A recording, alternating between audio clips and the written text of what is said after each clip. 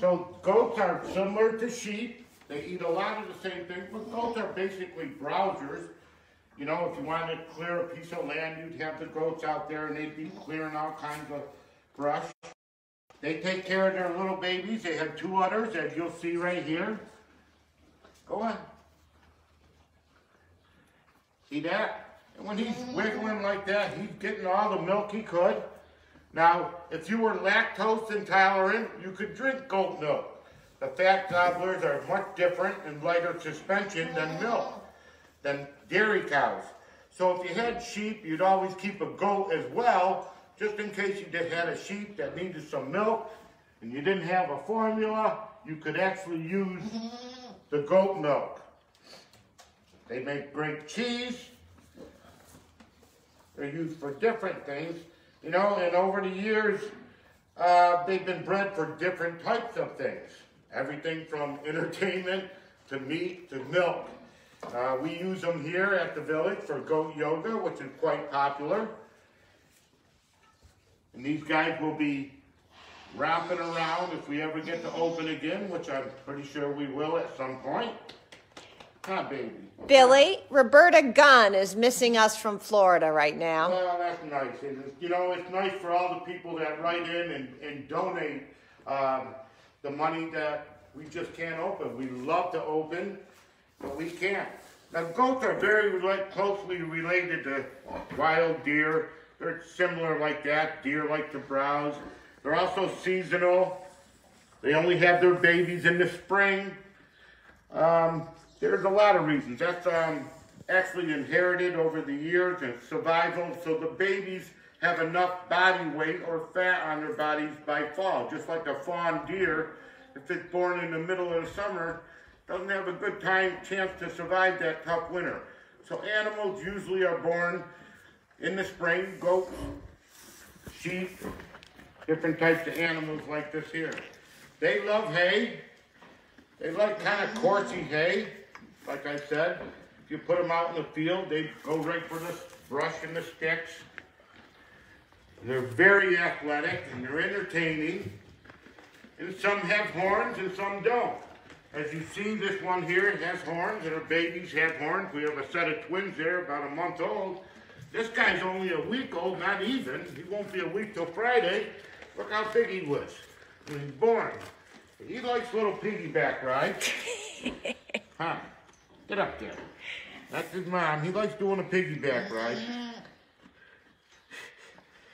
And she's a sweetheart. She tolerates just about anything. You know, and me putting that on his back thinks of a funny little story, and it's true. You know, like somebody wanted a companion for a horse, and I said, that's great, but you better build a better fence. Because the goat will get out of anything. So sure enough, he built the fence, but he come home that day, and there on the front lawn was the goat. Next day on the front lawn was the goat again. He couldn't figure out how that goat was getting out. Well, one day it was warm out, and the horse went over to the shade tree by the edge of the fence, laid down under the tree. Goat jumped on his back, jumped over the fence. Ha! You guys are smart. Seeing that you kids aren't here, I get to eat up these little guys all day and play with them, which is, you know, it's kind of sad because we do this for you guys. It's really sad that we can't open up and have you guys interact with them because there's not a lot of places you get to do this. Hopefully, as soon as the governor lifts the restrictions and we get going, we'll have them outside and maybe it'll be a little bit better for everybody to come, huh? They agree. I think the sheep down here agree with you, Billy. So Jennifer will give you a little tour of the sheep. Just because we're doing goats don't mean you can't get to see the little baby sheep. They're growing fast. They have all delivered. And now they're back into their flock. And we hope to have sheep shearing here on the 23rd and 24th, but I don't know. We'll have to probably have them sheared without the public, and you guys can just come and see the brand new, all shiny, clean sheep, because once they're sheared, they're all nice and white. Billy, when did tell us about the shakers and the goats. The Shakers never had goats. They considered the goat pagan. They said it was written that they said they can get anything they need from a sheep or a cow. They can get the milk, the meat, the wool. So they didn't have the goat. They considered them the sign of pagan, which sometimes they represent that. But here at the village, I brought a few back, probably 10 years ago, and next thing you know, the kids loved them, the people loved them. So we interact them here at the village. Although the Shakers never had them, they never had mules, because that was unethical, to cross a donkey and a horse. Should we go in with the goats now? Sure, give them a little tour here. We have goats at the other end, and if I thought you might want to come up here when you're over here, Jennifer. Yeah. Right up to the other end there, and we can see those ones on the end. Nicole said, way to go, Billy. These guys are sleeping. Hello. Right now, everything's been fed, and they're just kind of relaxing. If we were open, everybody'd be kind of active. And then once you all leave for the day, they all settle right down. So let's go show you the rest of the goats here. And we have more, but they're out grazing. But these are our new ones.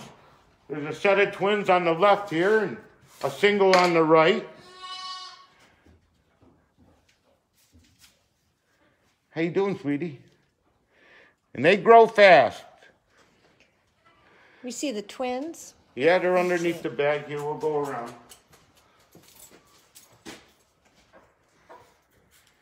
Hi, guys. Deborah says, thank you from Sarasota, Florida. You say you're welcome. You're more than welcome. All you people, it's humbling that you still watch and still keep in touch with the village. We appreciate that. It'll be here. It's been here for a couple 100 years. It'll continue to stay. They want to know if we'll do live video of the sheep shearing. Geez, that's a good idea. Maybe that's something we can do. If it comes, it'll probably schedule for the 23rd and 24th of May is when I have it now. Obviously, we won't be able to open then, but that's a good idea, and I think maybe we will take that and see how that goes. As you can see right here, this guy's getting a little drink, and he goes from side to side, and they need to do that every 3 or 4 hours. You tell about licking the tail. Yep, and then as you can see, the mother's licking the tail. That does a couple of things. That stimulates the nursing. She also makes sure he's always nice and clean. It didn't take them long to get a little drink and fill up. But as long as they do that every few hours, they're all set. The problem starts is if they don't start nursing, the mom makes a lot of milk.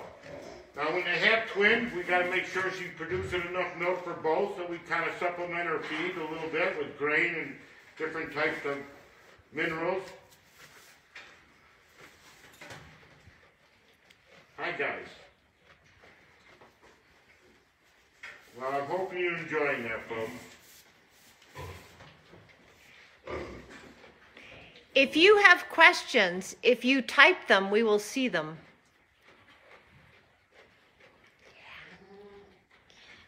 So everybody always wants to know what the animals are named and how old they are. Well, I don't keep track of the names. My staff does, and they're all roughly under a month. So that answers a lot of questions.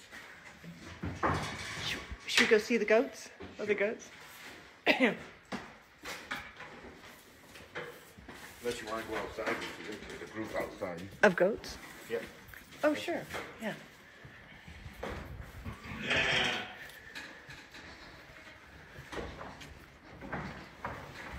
Now they'll run from me.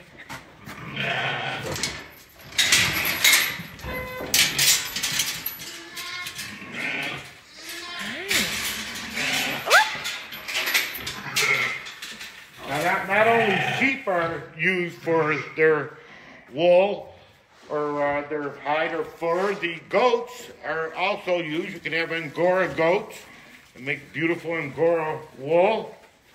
That can be spun. Hi. Hello. also different size goats. There's pygmy goats, which is for a smaller place. If you wanted a pet, you would get a pygmy goat. Elliot is 6 years old and is wondering how many goats we have. Elliot. Let's see. I believe we have at least 10 or 12 goats.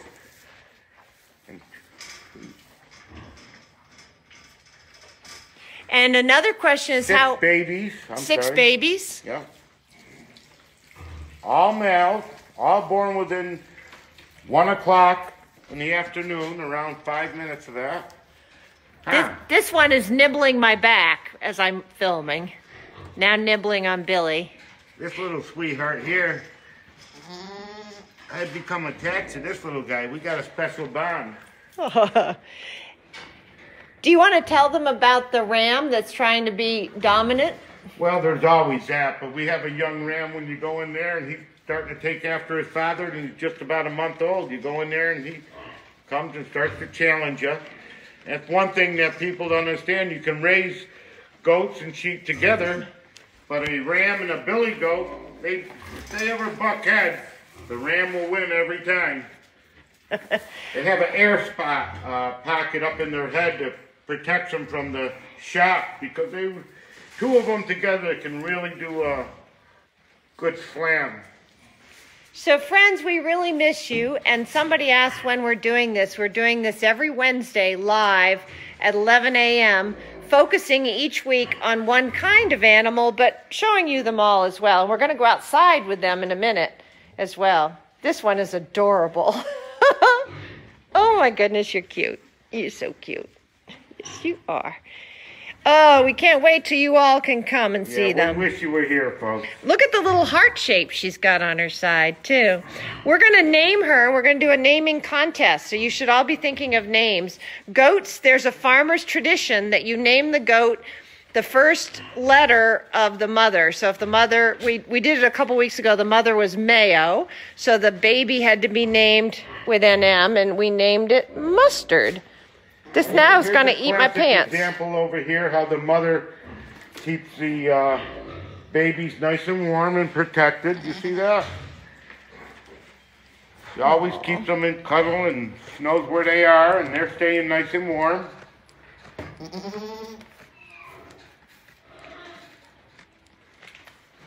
Nay. Oh, he's eating my... You're trying to get something out of my pocket. Now, you know, a lot of people think they eat anything, tin cans and this and that, but they're curious. They like eating, like I said, a lot of brush, but they won't start eating a tin can. They'll nibble on paper. You got to watch all types of animals, what type of feed they get. Certain feed will very harm other animals and won't be too bad for others. As you can see, this mother here, what she's doing, she's chewing her cud. And what that is she's eating food, and that's something they've adapted over the years. So years ago, if an animal was worried about a predator in the field, they'd run out, grab a few mouthfuls of food, and go back in. And then they'd regurgitate it up, chew it better, and it'd go back down to the next stomach, and they'd get all that nutrients out.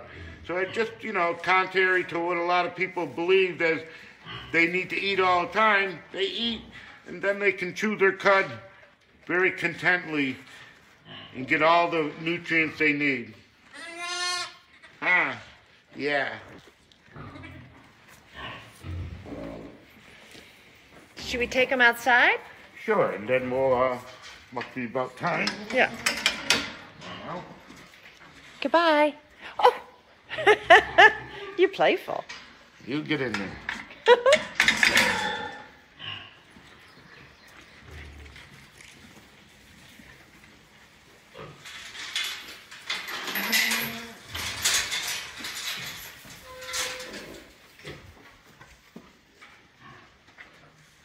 Go right outside, yeah. Right around that corner. And yeah.